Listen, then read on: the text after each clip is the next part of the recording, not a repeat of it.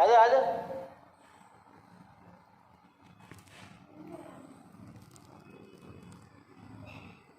बताओ भैया क्या खबर है?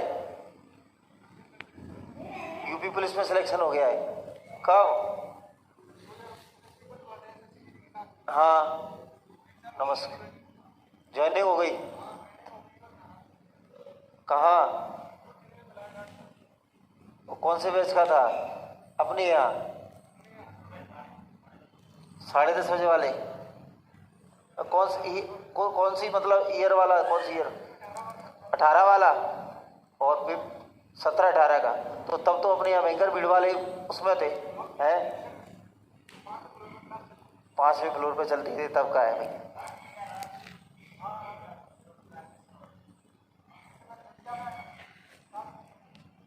ठीक है भैया। तो अब तो भैया तुम्हारा नहीं, आप पे आ जाओ। ठीक है। तो ये क्या है कि 17-18 में वैकेंसी आई थी, उसके बाद अपने यहाँ तो वैकेंसी आई ही नहीं है। और हमारे क्या है कि जो ये यूपी में तो आई, अपने यहाँ नहीं आई। रुक जा, तू नोट करके, कहीं नहीं निकल रहा है वो मैं जानता हूँ। तो ये भैया तो सबको भेज रहा, तो कम से कम मीठा मुंह टाइम टाइम पे होता रहेगा, है कि नहीं है?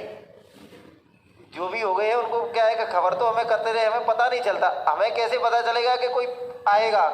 किसने भेजा है? वो कहेगा हमारे एक पड़ोसी थे, उनका सिलेक्शन हो गया था इसलिए उन्होंने कह दिया कि यहाँ जाए।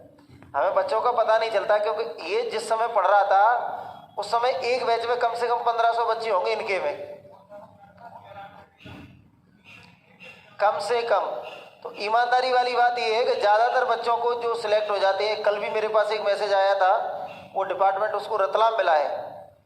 तो मैं सिलेक्ट होने के बाद पहली बार मैं समझ पाता हूँ कि ये जब ये कहेगा अगर ये वैसे मुझे मिलेगा तो मैं नहीं पहचान पाऊंगा, क्योंकि 1500 बच्चे, और 1500 बच्चे में से भी क्या है कि वो फ्लोर से फ्लोर कनेक्ट थे।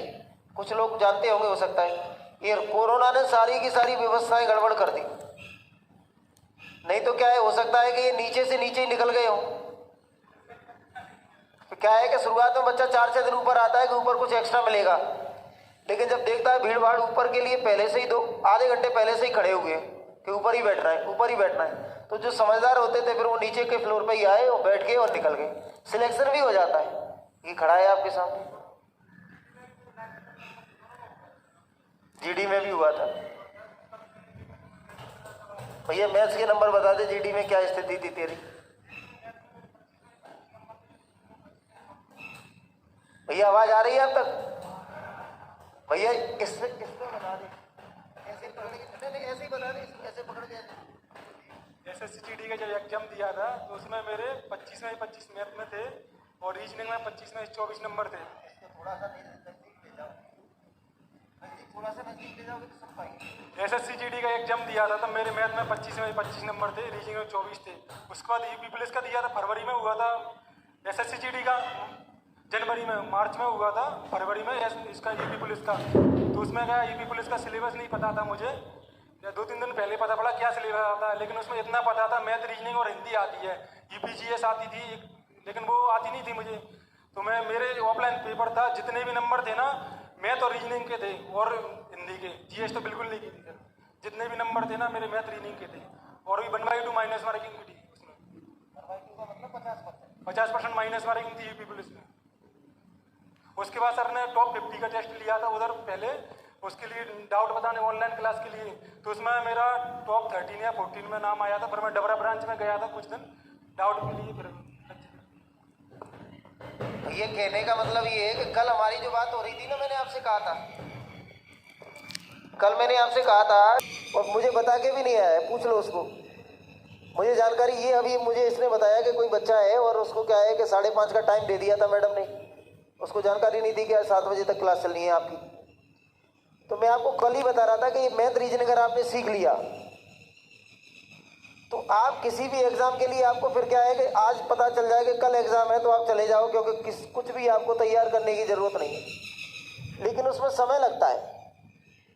और ये ऐसा नहीं है जो 25 में से 25 ला रहा है, और जो मैंने 2019 में जो टेस्ट लिया था सुपर 50 का, तो ये उसमें भी 14 रैंक बता रहा है कि 14 रैंक थी, 14वीं रैंक थी।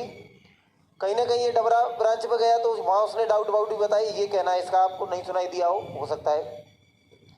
तो कहानी ये हो सकता है इसने एक बार सिलेबस पढ़ा हो और हो सकता है 2 बार भी पढ़ा हो, ऐसा भी हो सकता है, मुझे नहीं है जानकारी। लेकिन एक बार पढ़ने में, जो फाउंडेशन बैच पढ़ने में मुझे 1 साल का वक्त लगता है। हालांकि जो मजाक उड़ाने वाले जो और मेरे साथीगण हैं वो कहते हैं कि भैया 1 साल तक पढ़ाता रहता है, क्या पढ़ाता रहता है। लेकिन अगर 1 साल तक आपने ईमानदारी से और मेहनत से पढ़ लिया तो दुनिया का आप कोई भी एग्ज़ाम दो, कोई भी, आपको ये कभी भी समस्या ऐसी नहीं होगी। और मुझे खुशी होती है जब बच्चे कहते हैं कि 25 में से 25 लेके आए या 24 में से 24। मैं ये तो नहीं है कि इसके मार्क्स दिखा दूँ आपको, ये इसी ने बताया है। तो ये ऐसी मैं उम्मीद करता हूँ कि ये सही कह रहा होगा, आप लोगों की तसल्ली के लिए नहीं कह रहा हो, ठीक है ना। और आप में से भी कई लोगों के आ सकते हैं, लेकिन अगर आपका कॉन्सेप्ट क्लियर नहीं होगा, और इनको तो डाउट पूछने का, आपको तो अभी क्या है कि कोरोना के बाद अभी शुरू हुए हो, तो ये कांस्टेबल स्पेशल बैच मान लो, ये क्या है कि ये फाउंडेशन बैच नहीं है, वो 1 साल वाला, ये 6 महीने का बना दिया है, क्योंकि वहाँ एडवांस से लोग भाग जाते थे, तो मैंने 6-7 महीने का एक अलग स्पेशल बैच बनाया है। तो इन्होंने तो कभी मुझसे डाउट आके पूछा नहीं होगा, ये तय है। पूरे 1-1.5 साल अगर पढ़ा होगा तो 1-1.5 साल में ये कभी मुलाकात भी नहीं हुई हो, लेकिन तब भी ये 25 में से 25 लाने के काबिल हो गया। और मैं ऐसी उम्मीद करता हूँ कि ये अभी रुकेगा नहीं। अगर इसका अच्छा इतना मैथ है तो हो सकता है कि इसका यूपी जो एसआई का जो एग्ज़ाम हो 100% उसमें भी होने के पूरे चांस हैं, क्योंकि अब इसको समय मिल गया। उसमें भी क्या है, मैथ रीजनिंग का भारी वेटेज है, ऐसा है, भारी वेटेज है। तो एक बार अगर आपको अब इसका कॉन्फिडेंस है, वो भी क्या है, चढ़ के बोल रहा है। आप में से अभी क्या है कि इतना कॉन्फिडेंस नहीं होता है, क्योंकि ये 2-3 महीने 4 महीने, अभी ने तो 1 साल नौकरी कर ली, तो उसमें सारी चीज़ें सिखा दी जाती है। तो कहानी इतनी सी है, मेहनत करिए। इनके आने से केवल आपको यही पता चलता है कि सिलेक्शन हमारे पास एक्चुअल में क्या है कि हमारी जो कमी है कि हमें जो बच्चे सिलेक्ट हो गए हैं उनकी इन्फॉर्मेशन क्या है, बच्चा ही देखने आ जाए तो ठीक है, हम इन्फॉर्मेशन नहीं रख पाते हैं, ये ऐसी कमियां रही हैं। इसलिए हमारे पास फ़ोटो लगाने के लिए नहीं होते कि हम आए आप और आपको हज़ारों फ़ोटो देखें, ऐसा हमारे यहाँ सिस्टम तो कोई है नहीं। वो तो बच्चा आ गया बताने और बस उसका क्या है, फ़ोटो लगाने की ज़रूरत नहीं है। अब ये जिस जगह से होगा वो पूछ के बक्के आते हैं कि हमारे आसपास से हो गया, वो आएगा।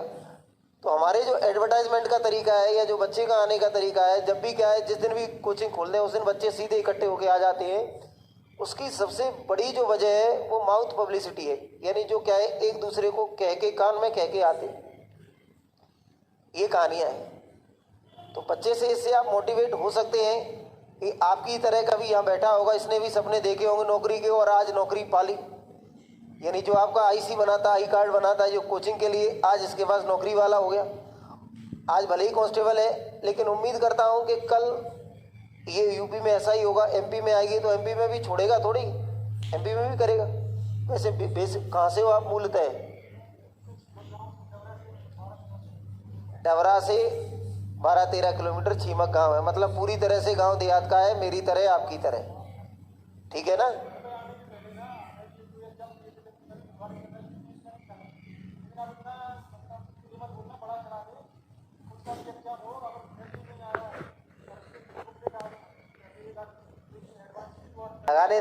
लगाने से मतलब रटने से नहीं है।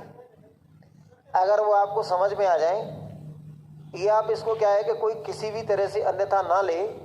मैं आपको फिर भी कह रहा हूँ कि अगर आपको जो भी सिलेबस पढ़ाया जा रहा है, अगर आप उसको समझ लेते हैं, तो कई बच्चे कहते हैं कुछ प्रैक्टिस करने के लिए ये वो, अगर आपने वो चीज़ें समझ ली हैं पूरी तरह से, जैसे आपको मैंने ये छोटी वाली बुकलेट पढ़ा रहा हूँ, इसको छोटी मान लो क्योंकि ये पूरी नहीं है, जो इन्होंने पढ़ी है वो नहीं है। तो अगर आपको ये समझ में आती है और आप उनको लगाने लगते हैं, लग जाएंगी। आप डाउट पूछो तो डाउट के लिए भी लोग अवेलेबल रहते हैं।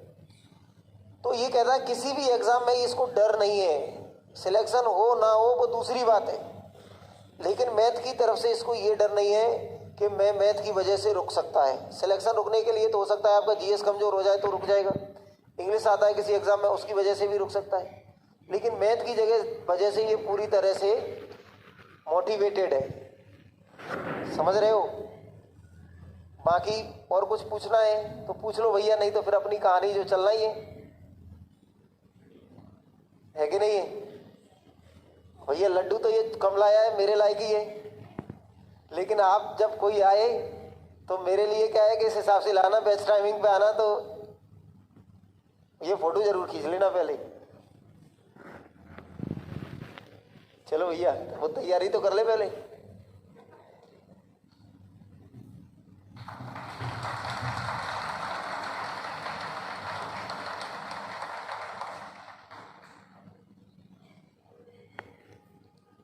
खिला दे एक टुकड़ा, छोटा सा देना।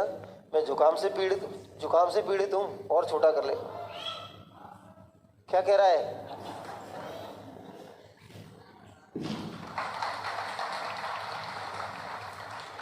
बाकी इनको क्या है, छोटा छोटा टुकड़ा इनको खुद ही दे जा, जहां तक पहुंच जाए।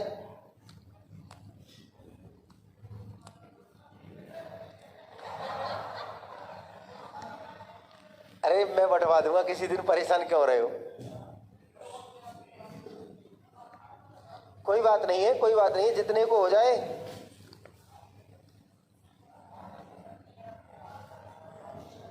अरे रुक जा रुक जा। ये हाँ, ये ठीक है भैया, ठीक है, बस खुश रहो, आबाद रहो, सिलेक्शन की बताते रहो। ठीक है, हाँ उनसे कॉन्टेक्ट में था।